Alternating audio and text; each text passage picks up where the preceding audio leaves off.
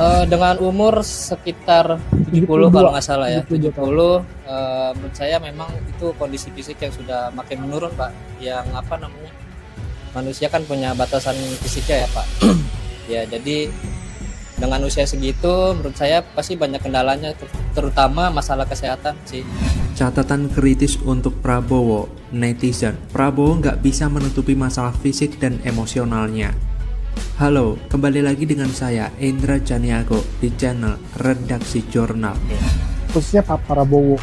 Kemarin-kemarin lagi viral banget Pak Prabowo setelah debat marah-marah tuh. Ngomong goblok, tolol, kemudian bilang binatang saja dikasih makan bisa baik. Menurut kamu sebagai seorang pemimpin dan kamu seorang warga negara melihat seorang pemimpin bicara seperti itu pantas nggak sih? Wah, tentu tidak pantas, Pak. Pantas. Iya. Dan apa yang kamu lihat dari emosi Pak Prabowo ini? Ya, mungkin terlalu emosional banget sih. Jadi kita juga masyarakat ngelihatnya, wah, berpandangan negatif gitu, Pak. Negatif ya? Iya. Secara empiris dan historis, catatan mulai emosional itu bukan hanya debat. Tapi sejak beliau menjadi sejak masa muda, itu dari ahli-ahli psikologi, hingga emosinya Pak Prabowo itu sudah cukup lama.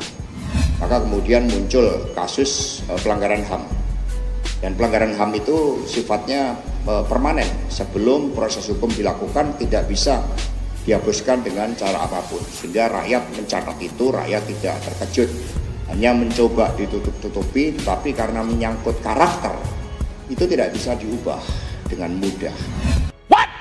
Indonesia tanah air beta, pusaka abadi nan jaya.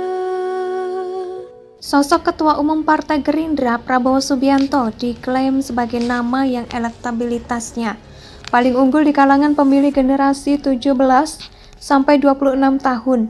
Tapi melihat cara penyampaikan dan merespon ketika debat Capres kemarin yang emosian, temperamental, dan bahkan setelah debat menyinggung soal hewan dan menghina Capres lain dengan kata-kata goblok, tentu membuat publik geram dan enggan memilih Prabowo. Bahkan beberapa netizen menganggap apa yang disampaikan Prabowo kurang baik diucapkan oleh seorang calon pemimpin. Para netizen juga menganggap Prabowo tidak cocok menjadi presiden, usianya yang sudah semakin tua, fisiknya sudah menurun dan emosinya tidak terkontrol. Menjadikan Prabowo dikhawatirkan jika menjadi presiden, Prabowo oleh netizen juga dianggap sebagai anak kecil tantrum, masih labil dan fisiknya mulai terbatas, tidak akan mampu belusukan dan menyapa masyarakat. Publik juga khawatir jika Prabowo menjadi presiden, kesehatannya juga akan terganggu dan tentu pekerjaannya sebagai presiden juga akan terganggu.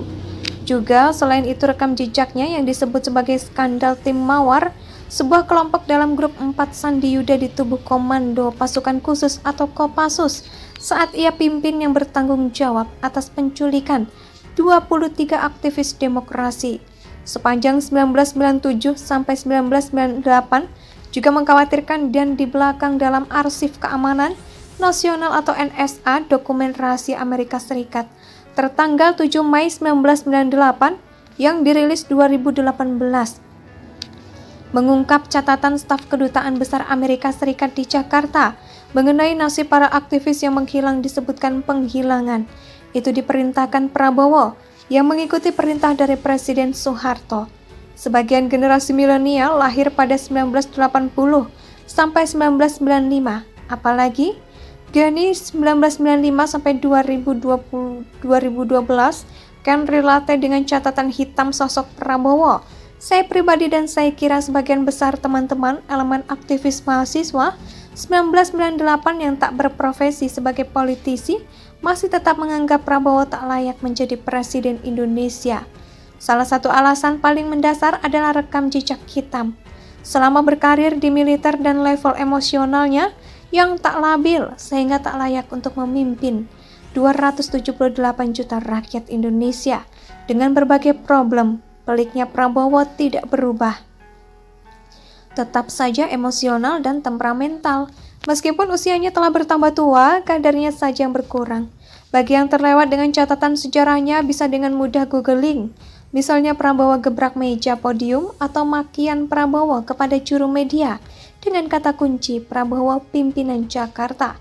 Post brengsek banyak sekali. Jejak digital arogansi yang merujuk pada periode kampanye Pilpres 2014 dan 2019 yang secara telanjang menunjukkan betapa temperamentalnya anak begawan ekonomi Sumitro Joyo Hadi Kusumo.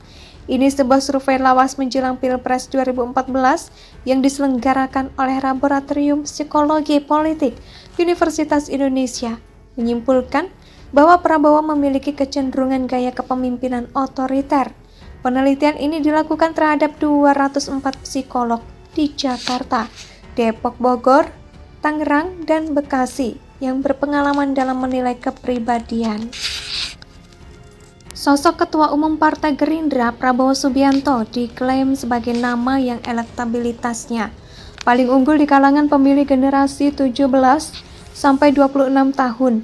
Tapi melihat cara penyampaikan dan merespon ketika debat Capres kemarin yang emosian, temperamental, dan bahkan setelah debat menyinggung soal hewan dan menghina Capres lain dengan kata-kata goblok, tentu membuat publik geram dan enggan memilih Prabowo. Bahkan beberapa netizen menganggap apa yang disampaikan Prabowo kurang baik diucapkan oleh seorang calon pemimpin. Para netizen juga menganggap Prabowo tidak cocok menjadi presiden usianya yang sudah semakin tua. Fisiknya sudah menurun dan emosinya tidak terkontrol. Menjadikan Prabowo dikhawatirkan jika menjadi presiden, Prabowo oleh netizen juga dianggap sebagai anak kecil tantrum, masih labil dan fisiknya mulai terbatas, tidak akan mampu belusukan dan menyapa masyarakat. Publik juga khawatir jika Prabowo menjadi presiden, kesehatannya juga akan terganggu dan tentu pekerjaannya sebagai presiden juga akan terganggu.